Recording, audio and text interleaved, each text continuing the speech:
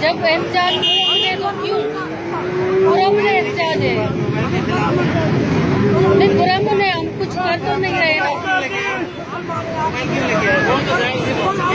तो पुरम है ना एहतजाज नहीं आप ये बताइए ये कोई गुनाह तो नहीं है ना